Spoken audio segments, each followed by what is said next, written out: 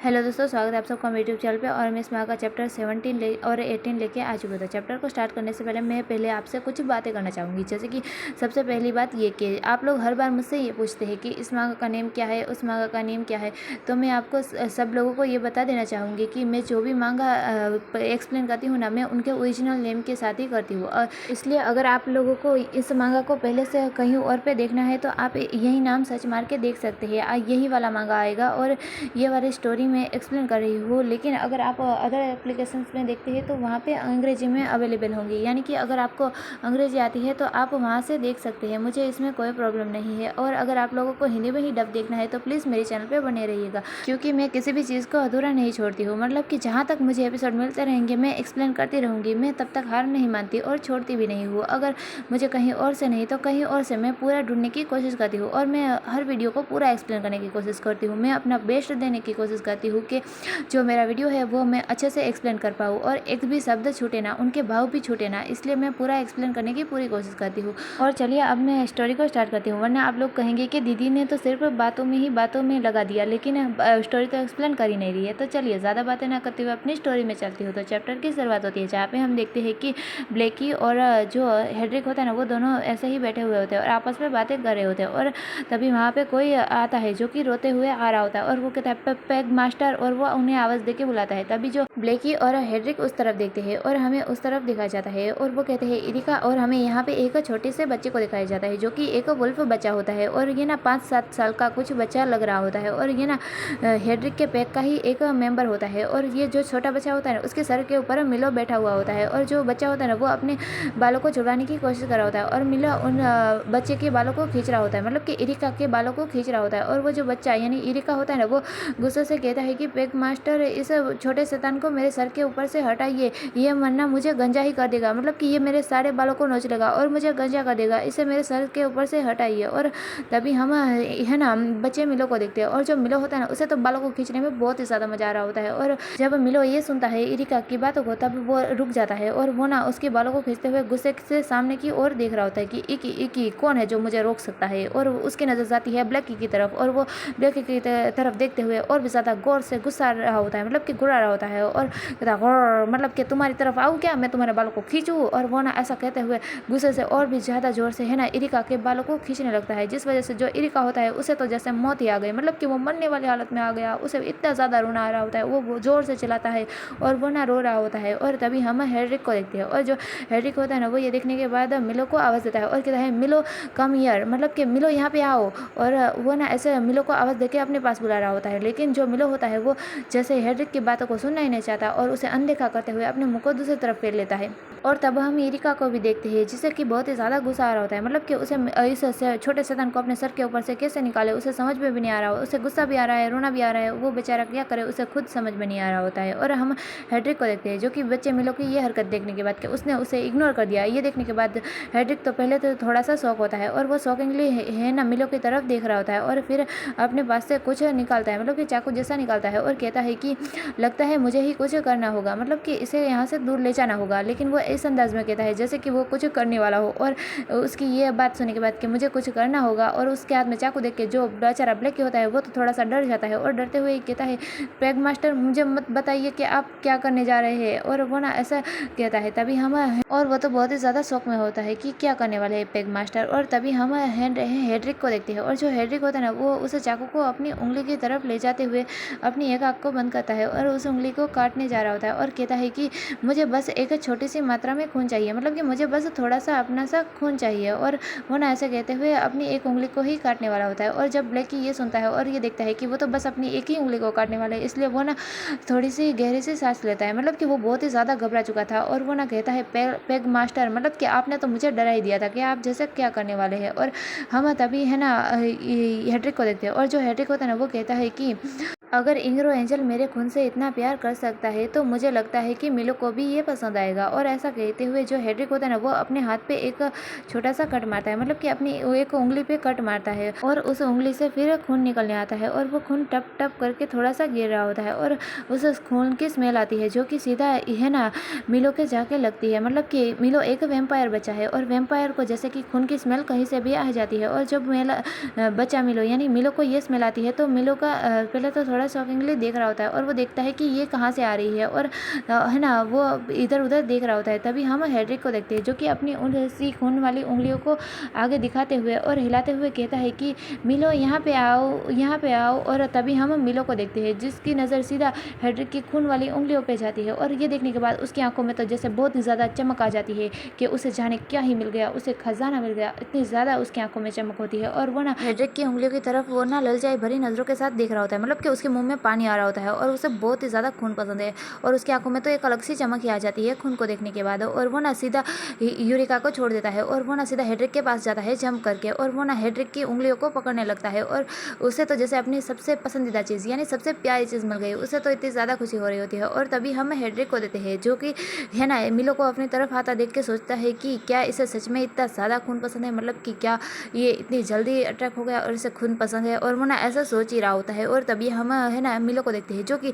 सीधा आके उंगलियों से लपट चुका होता है और उंगलियों को अपने मुंह में डाल दिया होता है और खून को चूसने लगता है जैसे कि कोई छोटा बच्चा दूध पी रहा हो। वो ऐसे है ना जो मिलो होता है वो खून पी रहा होता है और वो एक ही कह रहा होता है और उसके मन में तो फूल खिल रहे होते हैं और उसे बहुत ही ज़्यादा अच्छा लग रहा होता है और वो ना हेड्रिक की उंगलियों को चूसे जा रहा होता है। और तभी हम हेड्रिक को देखते हैं जो कि मिलो की तरफ देखते हुए बड़ी ही हैरानी से देखता है कि हाँ ये ऐसा पी रहा है जैसे कि कोई छोटा बच्चा दूध पी रहा हो, इसे ऐसे ये खून पी रहा है। और वो ना ऐसा सोचते हुए मिलो की तरफ देख रहा होता है। और तभी हम है ना ब्लैकी और यूरिका को देखते हैं। जब मिलो ने यूरिका के बालों को छोड़ा तो यूरिका झट से है ना ब्लैकी के पीछे जाके छुप गया और उसे ना बहुत ही ज़्यादा डर भी लग रहा होता है और वो ना घबराया हुआ भी होता है और वो ब्लैकी के पीछे छुपा हुआ होता है। और हम ब्लैकी को देखते हैं और जो ब्लैकी होता है ना वो तभी मिलो की तरफ देखते हुए कहता है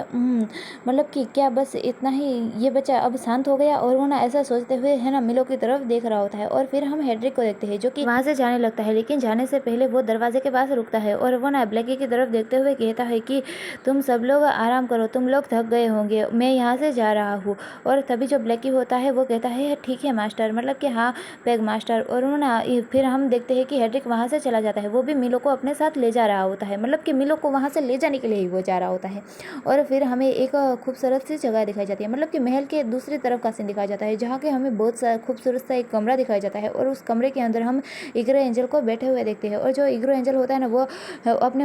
जो अंगूठा होता है ना, मतलब कि अपनी उंगलियों को मुंह में डाल रहा होता है और सोच रहा होता है कि आखिरकार मैं कैसे उसके खून में इतना ज़्यादा बह सकता हूँ, मुझे उसके खून में इतना ज़्यादा नहीं बहना चाहिए, मैं कैसे बह सकता हूँ। और जो इग्रो एंजल होता है ना वो इसी बारे में सोच रहा होता है और उसे वो इमेजिन याद आ रही होती है, मतलब कि जब वो कैसे हेड्रिक के आगे भीख मांग रहा था, उसे कह रहा था मुझे तुम्हारा खून चाहिए, मुझे तुम खून पीने दो। और वो सारी इमेजेस, मतलब कि वो सारी बातें ही अभी है ना इग्रो एंजल को याद आ रही होती है और वो इन सभी चीज़ों के बारे में सोच रहा होता है। और ये सारी बातें याद आने के बाद जो इग्रो एंजल होता है ना वो बहुत ही ज़्यादा चिढ़ जाता है, मतलब कि उसे बहुत ही ज़्यादा फ्रस्ट्रेट फील होता है, उसे गुस्सा भी आता है। और वो ना गुस्से से कहता है कि मुझे इतना ज़्यादा शर्मिंदा महसूस हो रहा है कि मैं शर्म से मरना चाहता हूँ, मतलब कि इग्रो एंजल को बहुत ही ज़्यादा एम्बेरस फील हो रहा होता है, उसे बहुत ही ज़्यादा शर्मिंदगी महसूस हो रही होती है खुद के ऊपर। और वो ना बहुत ही ज़्यादा फ्रस्ट्रेट भी होता है और उसे बहुत ही ज़्यादा गुस्सा आ रहा होता है और वो बहुत ही ज़्यादा चिढ़ रहा होता है। और फिर थोड़ी देर बाद जो ईगो होता है ना वो शांत हो जाता है और वो ना फिर मिलो के बारे में सोचता है और अपने मन में सोचता है कि भगवान का शुक्र है कि मेरे पास मिलो है जो कि एक कठिन व्यक्ति है, मतलब कि वो बहुत ही शरारती और बहुत ही ज़्यादा मुश्किल बच्चा है और उसे संभालना तो नामुमकिन जैसा है। और शुक्र है कि मेरे पास मिलो है और अब हेड्रिक को पता चलेगा, वो जो मिलो है वो हेड्रिक को नरक में डाल देगा, मतलब कि उसे अच्छे से सबक सिखाएगा। और वो ना ऐसा सोचते हुए कुछ इमेजिन भी कर रहा होता है और हमें ईग्रो एंजल की इमेजिनेशन दिखाई जाती है, जिस इमेजिनेशन में हम देखते हैं कि जो बच्चा मिलो है उसने ना हेड्रिक को बहुत ही ज़्यादा परेशान करके रखा है और उसने ना हेड्रिक को घुटनों पे ला दिया है और वो खुद उसके ऊपर बैठा हुआ है और बहुत ही जोर जोर से हंस रहा है, जैसे डेविल वाली हंसी कि हा हा हा हा इक्के इक्के। और जो हेड्रिक है वो अपने घुटनों के बल है ना ईग्रो एंजल के सामने माफ़ी मांग रहा है और कह रहा है कि मेरे मास्टर मुझे माफ़ कर दीजिए, मैं दोबारा ऐसा कभी नहीं करूँगा, मुझसे बहुत बड़ी गलती हो गई, मैं आपके सामने कभी भी कुछ नहीं करूँगा, मेरे मास्टर प्लीज़ मुझे माफ़ कर दीजिए। और वो ना ऐसे है ना ईग्रो एंजल के सामने जैसे भीख मांग रहा हो। और जो ईग्रो एंजल होता है ना वो ये सारी चीज़ें इमेजिन करने के बाद, मतलब कि ये सारी चीज़ें सोचने के बाद उसे बहुत ही ज़्यादा खुशी हो रही होती है कि ऐसा ही हुआ होगा और उसे ऐसा लगता है। और वो ना ऐसा सोचने के बाद फिर वहाँ से मतलब कि अपने कमरे से बाहर निकलता है और वो ना वहाँ से जाने लगता है और जाते हुए अपने मन में सोचता है कि ओह मुझे खुद जाके हेड्रिक की हालत को देखना चाहिए, मुझे हेड्रिक को अपमानित होते देखकर बहुत ही ज़्यादा खुशी महसूस होगी, वो जितना ज़्यादा परेशान होगा और उसे ना अपमानित महसूस होगा, मुझे ये देख के बहुत ही ज़्यादा खुशी महसूस होगी और मैं बहुत ही ज़्यादा खुश होऊंगा। और वो ना ऐसा सोचते हुए है ना वहाँ से जा रहा होता है, मतलब कि वो हेड्रिक के पास जा रहा होता है। और तभी हम देखते हैं कि जो ईग्रो एंजल वहाँ से जा रहा होता है तभी उसके रास्ते में सामने की तरफ से जो हेडरिक होता है ना वो आ रहा होता है और उसका चेहरा बिल्कुल परेशान नहीं लग रहा होता है, उल्टा वो तो बहुत ही ज़्यादा मुस्कुराते हुए आ रहा होता है। और तभी हम इग्रो एंजल को देखते हैं, जो ये देखने के बाद कहता है क्या बकवास है। और तभी हम हेडरिक को देखते हैं और जो हेडरिक होता है वो इग्रो एंजल के पास आता है और इग्रो एंजल की तरफ बहुत ही मुस्कुराते हुए देख रहा होता है और हंसते हुए कहता है कि क्या सहयोग की बात है मास्टर, मैं आपके पास ही आ रहा था, मतलब कि मैं आपको ही ढूंढ रहा था और मैं आपके पास ही आ रहा था। मैंने आज मिलो की देखभाल कर ली है और शाम का समय हो गया है, मतलब कि रात हो गई है, तो क्या मिलो अभी भी मेरी जिम्मेदारी है, मतलब कि क्या अभी भी मुझे मिलो का ख्याल करना है, उसकी देखभाल करनी है। और तभी हम मिलो को देखते हैं, जो कि उसके दिल में तो अभी गार्डन गार्डन मच रहा होता है, वो तो अभी भी हेडरिक का खून चूसे जा रहा होता है, मतलब कि पिए जा रहा होता है। जैसे कोई छोटा बच्चा कैसे दूध पीता है वैसे ही जो मिलो है वो हेडरिक का खून पी रहा होता है। और है ना, हमें इग्रो एंजल को देखते हैं जो कि कहता है ओह मिलो, और वो मिलो की तरफ देखता है। और तभी हम हेडरिक को देखते हैं जो कि है ना इग्रो एंजल से कहता है कि हाँ मास्टर, मैं तो भूल ही गया था कि मैं आज के लिए इसका मेंटोर था, मतलब कि मैं इसका देखभाल करने वाला, इसका ख्याल करने वाला था, मैं तो ये भूल ही गया था। जो मिलो है वो वाकई में बहुत ही ज़्यादा अच्छा व्यवहार करता है, मतलब कि वो बहुत ही ज़्यादा प्यारा और आज्ञाकारी बच्चा है, उसको संभालना बहुत ही ज़्यादा आसान है। और वो ना ऐसा कह रहा होता है। और तभी हम इग्रो एंजल को देखते हैं जैसे कि हेडरिक की ये बातें सुनने के बाद कि अच्छा व्यवहार करता है, प्यारा बच्चा है, आज्ञाकारी बच्चा है, ये सुनने के बाद तो जैसे इग्रो एंजल के सर के ऊपर एक जैसे पत्थर गिर रहे होते हैं कि आज्ञाकारी बच्चा है एक पत्थर, प्यारा बच्चा है दूसरा पत्थर, और वो अच्छा व्यवहार करता है तीसरा पत्थर। और जो इग्रो एंजल होता है उसके ऊपर ऐसे पत्थर गिर रहे होते हैं और वो ना अपने मन में सोचता है कि क्या सच में उसे संभालना आसान है, मतलब कि मिलो को संभालना आसान है, क्योंकि उसे तो पता है कि जो मिलो है वो बहुत ही ज़्यादा खूंखार और खतरनाक बच्चा है, उसे संभालना बिल्कुल नामुमकिन जैसा है, बहुत ही ज़्यादा कठिन है। और जो हेडरिक है वो ये कह रहा है कि मिलो को संभालना बहुत ही आसान है, इसलिए उसके ऊपर तो ये सारे पत्थर और ये सारी बिजलियाँ जैसे गिर रही होती है। और फिर जो हेडरिक होता है ना वो इग्रो एंजल के तरफ देखते हुए कहता है कि वैसे आप यहाँ पे क्या कर रहे हैं मास्टर, और वो ना ऐसा जैसे चिढ़ा रहा होता है। और तभी हम है ना इग्रो एंजल को देखते हैं जिसे बहुत ही ज़्यादा गुस्सा आ रहा होता है और वो ना गुस्से से हेडरिक की तरफ देख रहा होता है। और फिर जो हेडरिक के पास मिलो होता है ना उसे अपनी तरफ जोर से खींचता है, मतलब कि उसे पकड़ता है और अपनी तरफ खींचते हुए गुस्से से हेडरिक से कहता है कि ये आपकी चिंता का विषय नहीं है कि मैं यहाँ पे क्या कर रहा हूँ, मतलब कि मैं क्या कर रहा हूँ, ये आपकी चिंता का विषय नहीं है। और तब हम मिलो को देखते हैं जिसे कि अभी भी कुछ समझ में नहीं आ रहा था और उसके क्लूलेसली बिल्कुल इग्रो की तरफ देख रहा था और वो कह रहा होता है इक्के इक्के, मतलब कि जैसे वो होश में ही ना हो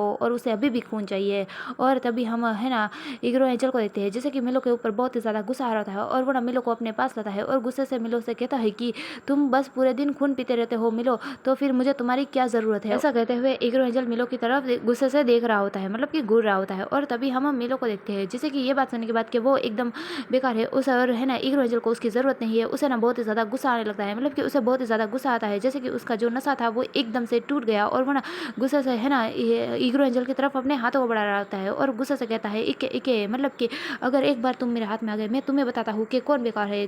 कौन किसकी ज़रूरत किसे नहीं है। उसे ऐसा इससे बहुत ज़्यादा गुस्सा आ रहा होता है और वो ना इग्रो एंजल की तरफ अपने हाथों को बढ़ा रहा होता है कि उसके ऊपर आएगा और उसके बालों को नोचेगा और उसे बताएगा कि वो क्या है। और तभी हम है ना इग्रो एंजल को देखते हैं जो कि है ना मिलो के ऐसे बर्ताव को देख के थोड़ा सा हैरान तो होता है और वो ना मिलो की तरफ देखता है और फिर मिलो से कहता है कि ओह तुम छोटे से बेकार के बकवास, तुम मेरी नज़रों से दूर हो जाओ, मतलब कि यहाँ से दूर हो जाओ। और वो ना ऐसा कहते हुए ना मिलो को दूसरी तरफ दूर फेंक देता है और वो भी गुस्से से। और तभी हम है ना हेडरिक को देखते हैं जो कि ये देखने के बाद उसे समझ में नहीं आ रहा है कि इग्रो एंजल मिलो के साथ ऐसा बर्ताव कैसे कर सकता है और वो थोड़ा सा हैरान भी होता है, लेकिन वो कुछ कह नहीं पाता कि वो क्या कहे, उसे समझ में नहीं आ रहा है उसे कुछ कहना भी चाहिए या नहीं, इसलिए वो कुछ कहता ही नहीं है। और तभी हम मिलो को देखते हैं जो कि दूर फेंकाते हुए गुस्से से कह रहा होता है इके इके, मतलब कि जैसे कि मैं तुम्हें छोड़ूंगा नहीं, वो ऐसा कहना चाहता है। उसे बहुत ज़्यादा गुस्सा आ रहा होता है और वो गुस्से से इक्के इक्के ही कह रहा होता है, क्योंकि वो बच्चा है तो वो ज़्यादा कुछ कह नहीं पाएगा, इसलिए वो सिर्फ इक्के ही बोल पाएगा। और फिर हम हेडरिक को देखते हैं और जो हेडरिक होता है ना वो मिलो की तरफ देखते हुए अपने मन में सोचता है कि वेल, मतलब कि खैर ये जो अभी इग्रो एंजल मिलो के साथ कर रहा है वो एक